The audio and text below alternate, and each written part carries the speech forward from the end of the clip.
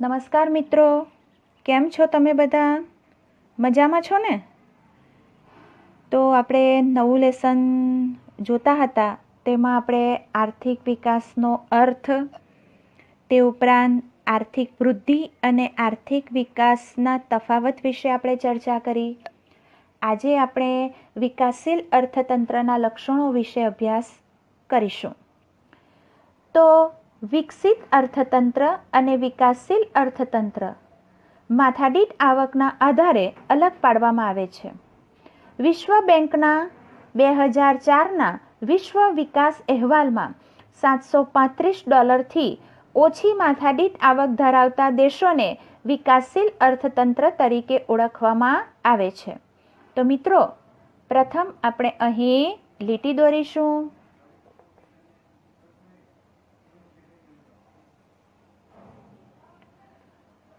તો મિત્રો, વિશ્વના દેશોને માથાદીઠ આવકને આધારે બે ભાગમાં વહેંચવામાં આવે છે. એક વિકસિત અર્થતંત્ર અને બીજું વિકાસશીલ અર્થતંત્ર. અને વિશ્વ બેંકના 2004ના વિશ્વ વિકાસ અહેવાલ પ્રમાણે જે દેશોની માથાદીઠ આવક $735થી ઓછી હોય તેને વિકાસશીલ દેશ તરીકે ઓળખવામાં આવે છે. અને મિત્રો, તમે જાણો પણ છો ડોલરના ભાવ કોઈક વખત $60 હોય $1, કોઈક વખત $1 ₹65 પણ હોય છે. એ રીતે ડોલરના ભાવ ઉપર નીચે થતા હોય છે. તો આપણે $1ના ₹60 પ્રમાણે $735 ગુણ્યા 60 કરીશું તો 44,000 કે 45,000 એની વચ્ચે આસપાસ એવી રકમ આવે છે. તો આપણે જોઈએ કે એક વ્યક્તિની આવક 45,000થી ઓછી હોય એવી ઓછી આવક ધરાવતા દેશને વિકાસશીલ દેશ તરીકે ઓળખવામાં આવે છે. એવી ઓછી માથાદીઠ આવક ધરાવતા દેશને વિકાસશીલ દેશ કહે છે. અને તે ઉપરાંત આપણે જોઈએ તો ભારત એક વિકાસશીલ દેશ છે. અને ભારત જેવા દેશની અંદર આપણે જોઈએ તો એવી ઘણી વ્યક્તિઓ છે કે જેમની મહિનાની આવક, એક વ્યક્તિની મહિનાની આવક 5,000 કરતાં પણ ઓછી છે. એટલે ભારત એક વિકાસશીલ દેશ તરીકે ઓળખવામાં આવે છે.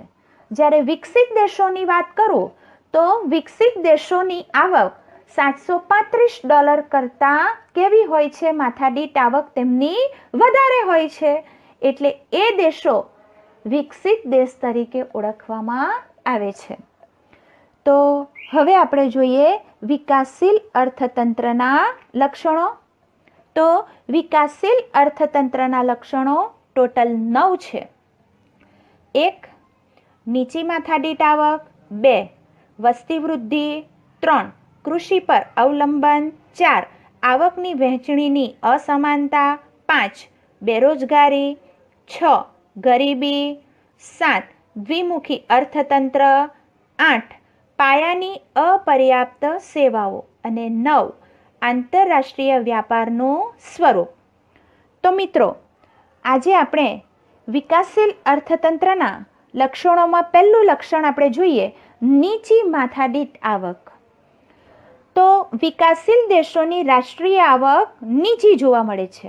જ્યારે વસ્તી વૃદ્ધિનો દર વધુ હોવાથી માથાદીઠ આવક નીચી રહે છે. અને નીચી માથાદીઠ આવકને કારણે જીવન ધોરણ નીચું રહેવા પામે છે. તો મિત્રો, લેસનની શરૂઆતમાં પ્રથમ આપણે આર્થિક વિકાસની વ્યાખ્યા ભણી ચૂક્યા છે. અને આર્થિક વિકાસની વ્યાખ્યા તમારે બરાબર મોડે કરવી પડશે. તો આપણે જોઈએ નીચી માથાદીઠ આવક. તો જે દેશોની માથાદીઠ આવક $735 કરતાં ઓછી હોય તેને વિકાસશીલ દેશ કહે છે. વિકાસશીલ દેશોમાં રાષ્ટ્રીય આવક નીચી હોય છે અને તેની સામે વસ્તીમાં ઘણો વધારો થતો હોય છે. તેથી માથાદીઠ આવક પણ તેમની કેવી જોવા મળે છે? નીચી જોવા મળે છે. જેને કારણે લોકોનું જીવન ધોરણ નીચું જોવા મળે છે. એટલે કે મિત્રો, એ માથાદીઠ આવક નીચી હોવાને કારણે એ લોકો પોતાની પાયાની જરૂરિયાતો પણ સારી રીતે સંતોષી શકતા નથી. ઓકે, બીજું લક્ષણ આપણે જોઈએ, વસ્તી વૃદ્ધિ. તો વિકાસશીલ રાષ્ટ્રોમાં વસ્તી વધારો વધુ જોવા મળે છે. આવા દેશોમાં વસ્તી વૃદ્ધિનો દર 2% અથવા તેનાથી પણ વધુ જોવા મળે છે. તો મિત્રો, અહીં આપણે લીટી દોરીશું.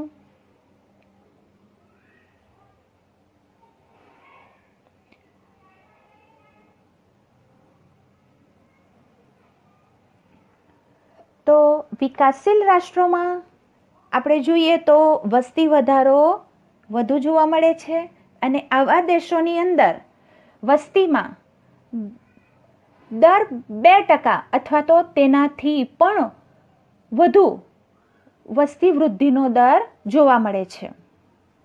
ત્રીજું આપણે લક્ષણ જોઈએ, કૃષિ પર અવલંબન. તો વિકાસશીલ રાષ્ટ્રોમાં ખેતી મુખ્ય આર્થિક પ્રવૃત્તિ હોય છે અને દેશના 60% કરતાં પણ વધુ લોકો રોજગારી માટે ખેતી પર આધારિત હોય છે. દેશની રાષ્ટ્રીય આવકમાં પણ ખેતીનો ફાળો 25%ની આસપાસ હોય છે. તો વિકાસશીલ રાષ્ટ્રોમાં મિત્રો મુખ્ય આર્થિક પ્રવૃત્તિ ખેતી હોય છે. સાથે દેશના 60% કરતાં પણ વધુ લોકો એ ખેતી પર નિર્ભર હોય છે. એટલે કે એમની ખેતીમાંથી રોજગારી પ્રાપ્ત કરતા હોય છે. સાથે ખેતીમાંથી રાષ્ટ્રીય આવક 25%ની આસપાસ હિસ્સો જાય છે. રાષ્ટ્રીય આવકમાં કેટલો હિસ્સો જાય છે? 25%ની આસપાસ. તે ઉપરાંત મિત્રો, વિકાસશીલ દેશોમાં આપણે જોઈએ તો ભારત એ પણ આપણો એક વિકાસશીલ દેશ છે. તેની સાથે ભારત એક ખેતી પ્રધાન દેશ છે અને તેમાં આપણે જોઈએ તો ઉદ્યોગો માટેનો કાચો જથ્થો એ શામાંથી પ્રાપ્ત થાય છે? કૃષિમાંથી પ્રાપ્ત થાય છે. જેમ કે આપણે જોઈએ કાગળ ઉદ્યોગ, શણ ઉદ્યોગ, ખાંડ ઉદ્યોગ. તો કાગળ ઉદ્યોગ માટે આપણે જોઈએ તો ખાસ કરીને શેરડીના કૂચા, તે ઉપરાંત જંગલો અને જંગલોમાંથી એ પોચું લાકડું એ પણ ખાસ કરીને કાગળ ઉદ્યોગમાં જતું હોય છે.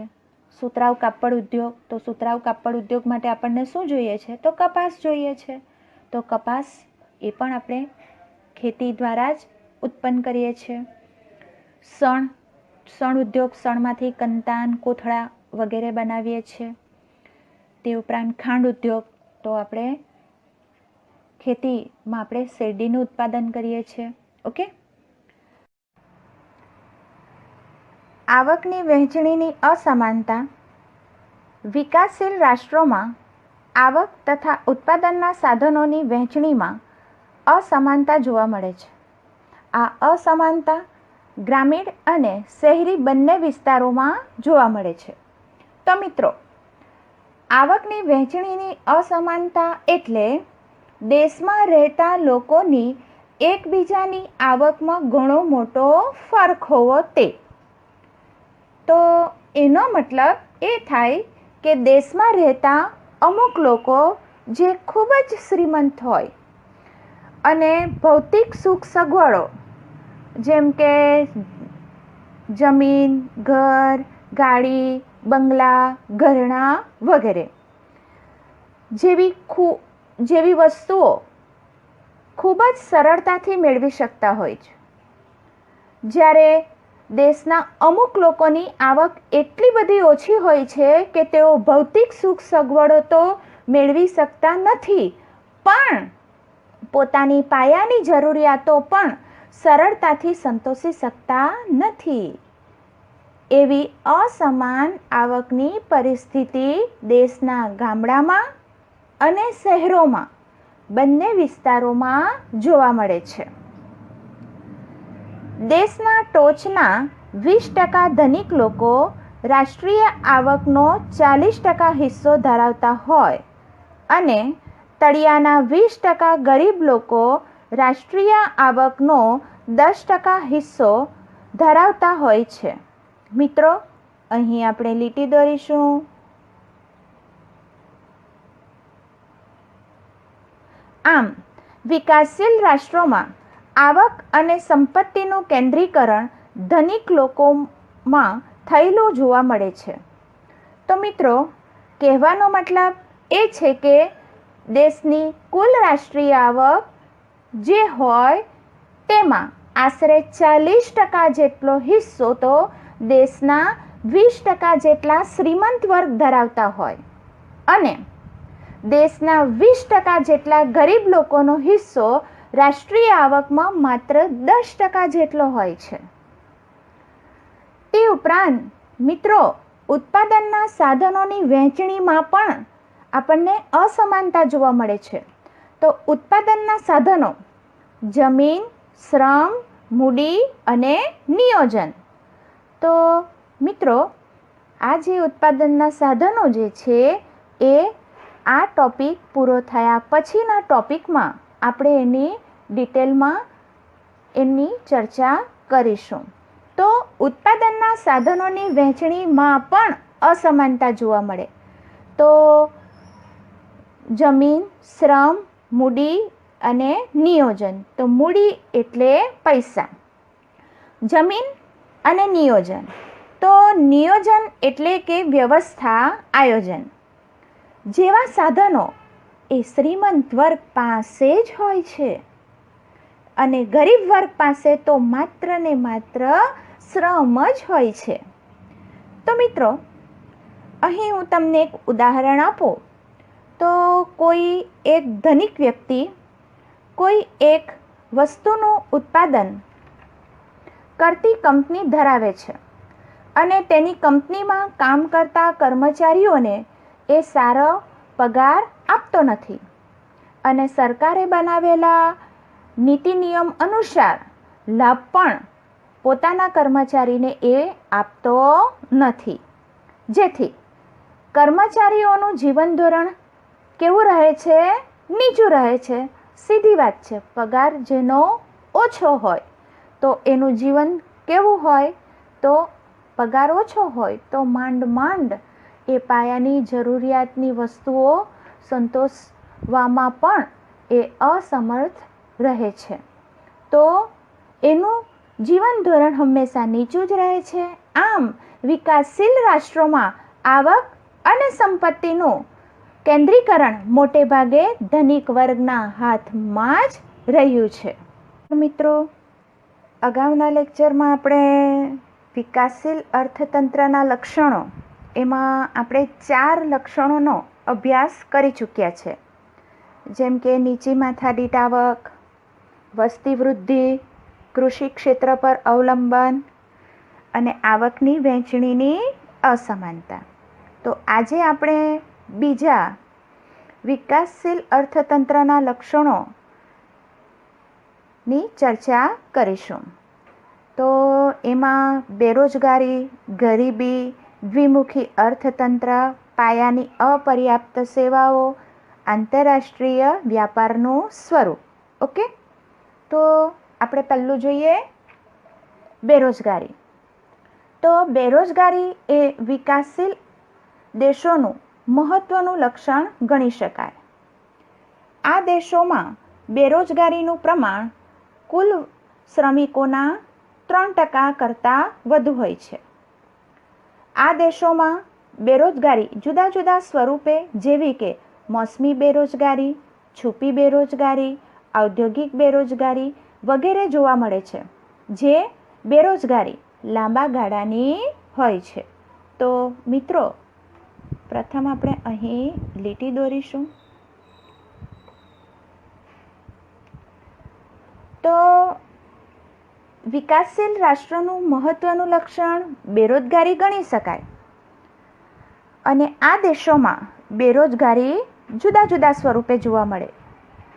જેમ કે મોસમી બેરોજગારી, તો એમાં તમને ટૂંકમાં હું વાત કરું તો ચોમાસાની ઋતુ દરમિયાન ખેડૂત, સુથાર, લુહાર, કડિયા વગેરે કારીગરોએ ચોમાસામાં બેકાર રહેવું પડે છે, એટલે કે બેરોજગાર રહેવું પડે છે. ઓકે.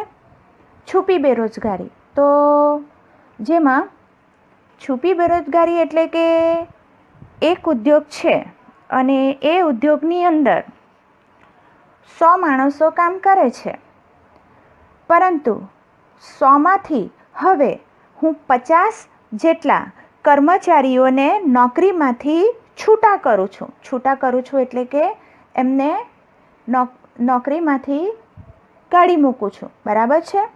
અને એમને છૂટા કર્યા પછી મારા ઉદ્યોગમાં ઉત્પાદનમાં કોઈ ફરક પડતો નથી, એટલે એ છૂટા થયેલા જે કર્મચારીઓ છે તે છુપી બેરોજગારીના ભોગી બનેલા કહેવાય.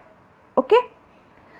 ઔદ્યોગિક બેરોજગારી, તો ઔદ્યોગિક બેરોજગારી એટલે કે ઉદ્યોગ ક્ષેત્રે થતા જુદા જુદા ફેરફારો કે નિયમો, એને કારણે શ્રમિકોએ લાંબા કે ટૂંકા ગાળા સુધી બેકાર રહેવું પડે છે અથવા તો બેરોજગાર રહેવું પડે છે.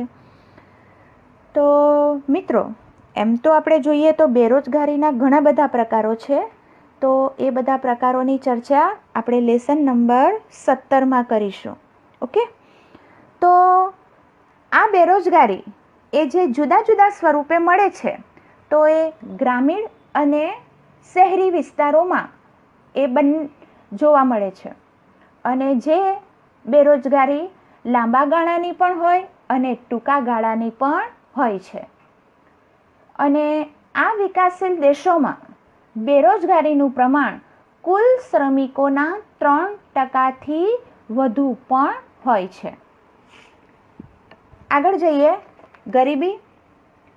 ગરીબી એ વિકાસશીલ રાષ્ટ્રનું લક્ષણ છે. જે લોકો પોતાની પ્રાથમિક જરૂરિયાતો જેવી કે અનાજ, કપડાં, રહેઠાણ, શિક્ષણ અને આરોગ્ય વગેરે સંતોષી શકતા ન હોય તેને ગરીબ ગણવામાં આવે છે. મિત્રો, અહીં આપણે લીટી દોરીશું.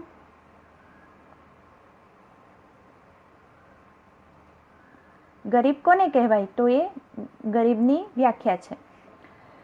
તો વિકાસશીલ દેશોમાં આવા લોકોનું પ્રમાણ લગભગ કુલ વસ્તીના 3 ભાગ જેટલું હોય છે. ફરી મિત્રો, આપણે અહીં લીટી દોરીશું.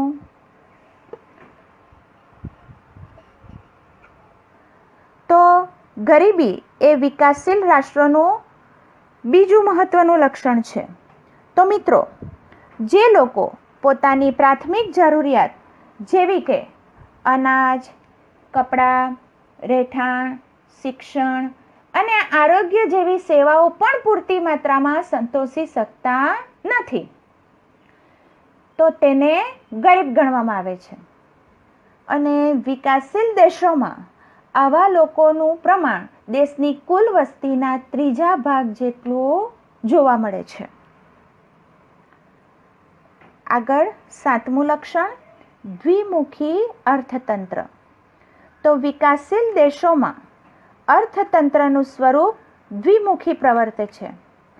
એક બાજુ ગ્રામ વિસ્તારમાં પછાત ખેત પદ્ધતિ, જૂની પુરાણી યંત્ર સામગ્રી, રૂઢિચુસ્ત સામાજિક માળખું, ઓછું ઉત્પાદન જોવા મળે છે. તો મિત્રો, વિકાસશીલ દેશોનું અર્થતંત્ર નું સ્વરૂપ એ દ્વિમુખી એટલે 2 ભાગમાં જોવા મળે છે. એક ગ્રામીણ વિસ્તાર અને બીજું શહેરી વિસ્તાર. તો મિત્રો, ગામડાના લોકો જેઓ મોટે ભાગે તમે જાણો જ છો કે અંધશ્રદ્ધામાં માનનારા હોય છે. તે ઉપરાંત તેઓ જૂની અને પછાત ખેત પદ્ધતિ, જેમાં તેઓ જૂના પુરાણા યંત્ર સામગ્રીનો ઉપયોગ કરતા હોય છે.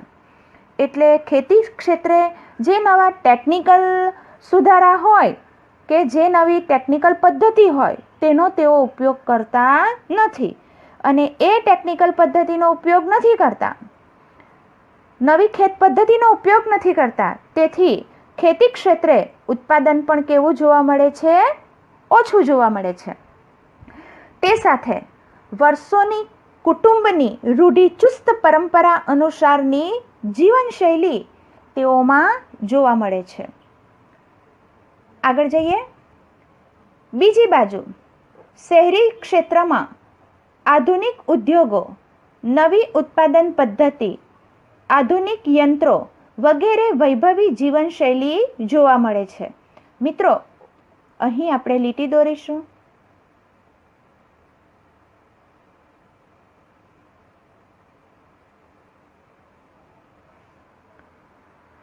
તો આપણે ગ્રામીણ વિસ્તારની વાત કરી, તો શહેરી વિસ્તારમાં આપણે જોઈએ તો નવા આધુનિક ઉદ્યોગો, નવા સંશોધનને આધારે ઉત્પાદનની નવી પદ્ધતિઓ, આધુનિક યંત્રો, જેથી ઉત્પાદન પણ ત્યાં કેવું જોવા મળે? વધારે જોવા મળે.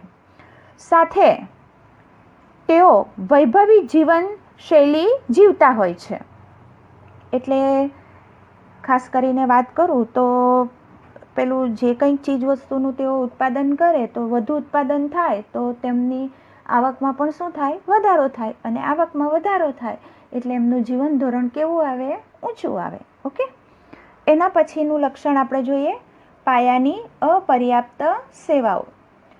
તો વિકાસ માટે અનિવાર્ય પાયાની સેવાઓ જેવી કે શિક્ષણ, વાહન વ્યવહાર, સંદેશા વ્યવહાર, વીજળી, આરોગ્ય, બેન્કિંગ વગેરેનો આવા અર્થતંત્રમાં ઓછો વિકાસ જોવા મળે છે, જે દેશના વિકાસ માટે અવરોધ બને છે.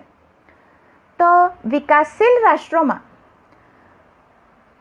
તો એ દેશના વિકાસ માટેની જરૂરી પાયાની સેવાઓ જોઈએ આપણે તો શિક્ષણ, વાહન વ્યવહાર, સંદેશા વ્યવહાર, વીજળી, આરોગ્ય, બેન્કિંગ વગેરે સુવિધાઓ ઓછી જોવા મળે છે. અને મિત્રો, એ જે સેવાઓ હોય છે ખરી, પરંતુ તેમાં પૂરતી માત્રામાં નવી ટેકનોલોજીનો શું જોવા મળે છે? અભાવ જોવા મળે છે. એની સાથે આયોજનમાં બી ખામી જોવા મળે છે. સાથે કર્મચારીઓમાં પ્રાયોગિક જ્ઞાનનો અભાવ પણ જોવા મળે છે. તો નવી ટેકનોલોજી આવે પણ તેનો ઉપયોગ કર્મચારીઓને કરતા આવડતો નથી, એટલે કે પ્રાયોગિક જ્ઞાનનો અભાવ જોવા મળે છે. તેથી આ સેવાઓમાં અદ્યતન ટેકનોલોજીનો ઉપયોગ થતો ન હોવાથી સુવિધાઓ પૂરતી અને યોગ્ય માત્રામાં જોવા મળતી નથી. અને આ સેવાઓ ન હોવાને કારણે દેશનો વિકાસ અવરોધાય છે.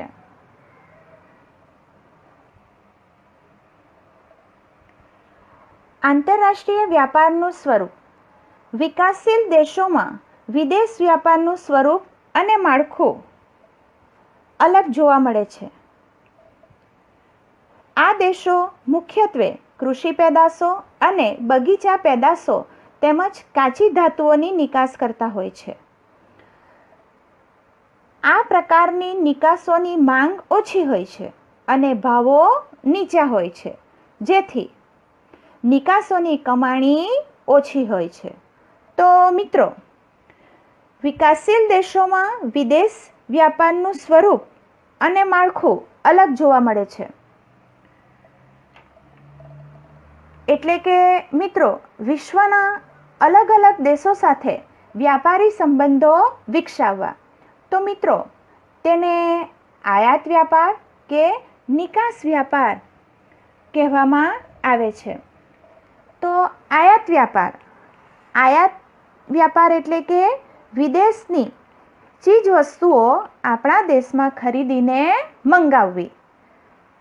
અને નિકાસ વ્યાપાર એટલે કે આપણા દેશમાં ઉત્પાદન થયેલી ચીજ વસ્તુઓ અન્ય દેશને વેચવી અને તે દેશોને મોકલવી, તેને નિકાસ કહેવાય.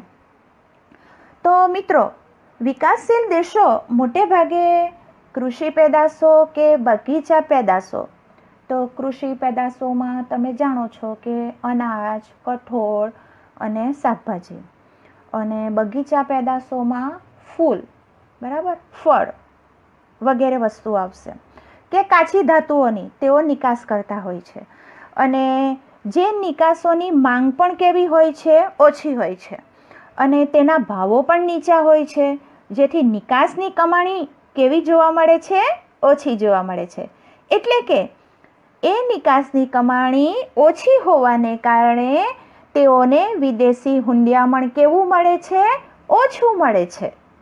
તો મિત્રો, તમને અહીં એક વાત કહું તો તમને બધાને એમ તો ખબર જ હશે કે આપણે જ્યારે વિશ્વના કોઈ પણ દેશ સાથે કોઈ પણ પ્રકારની ચીજ વસ્તુઓની લેવેચ કરીએ તે આપણે શામાં કરવાની હોય છે? તો આંતરરાષ્ટ્રીય ડોલરમાં કરવાની હોય છે. ઓકે, આગળ જઈએ. જ્યારે આયાતો ઔદ્યોગિક પેદાશો અને યંત્ર સામગ્રીની હોય છે. આ વસ્તુઓના ભાવો વધુ હોવાથી આયાતો પાછળનો ખર્ચ વધે છે. આમ વિકાસશીલ રાષ્ટ્રો માટે વિદેશ વ્યાપારની શરતો પ્રતિકૂળ રહેવાથી દેશ ઉપર વિદેશી દેવું વધે છે. મિત્રો, અહીં આપણે લીટી દોરીશું. આમ વિકાસશીલ દેશોમાં મુખ્યત્વે ઉપર મુજબના લક્ષણો જોવા મળે છે. ભારત વિકાસશીલ રાષ્ટ્ર હોવાથી ઉપરના લક્ષણો વચ્ચે ઓછે અંશે ભારતને પણ લાગુ પડે છે. તો આપણે જોઈએ મિત્રો કે વિકાસશીલ દેશોની આયાતી વસ્તુઓની વાત કરીએ તો તેમાં ઔદ્યોગિક પેદાશો અને યંત્ર સામગ્રી હોય છે, અને આ વસ્તુઓના ભાવો વધુ હોવાથી વિકાસશીલ રાષ્ટ્રોએ આયાતી વસ્તુઓ પાછળ ખર્ચ કેવો કરવો પડે છે? વધારે કરવો પડે છે. એટલે કે જે વસ્તુ આપણે મંગાવીએ છીએ તો એ વસ્તુઓની કિંમત આપણે કેવી ચૂકવવી પડે છે? વધારે ચૂકવવી પડે છે. તેથી વિકાસશીલ રાષ્ટ્રો માટે વિદેશ વ્યાપારની શરતો અગવડ ભરેલી હોવાથી અથવા તો અનુકૂળ ન રહેવાથી તેઓનું વિદેશી દેવું વધી જાય છે. ઓકે, તો મિત્રો, આપણો ભારત દેશ એ પણ એક વિકાસશીલ રાષ્ટ્ર છે, અને એ વિકાસશીલ રાષ્ટ્ર હોવાને કારણે આપણે જે લક્ષણોનો અભ્યાસ કર્યો તે લક્ષણો વધતે ઓછે અંશે આપણા ભારત દેશને પણ લાગુ પડે છે. બીજી વાત મિત્રો, આપણે વિકાસશીલ અર્થતંત્રના લક્ષણોનો આપણે અભ્યાસ કર્યો તો એ તમને પરીક્ષામાં 3 માર્ક્સ માટે અથવા તો 4 માર્ક્સ માટે તમને પૂછાઈ શકે છે. એટલે તમારે પરીક્ષા માટે આ સવાલ IMP કરવાનો રહેશે.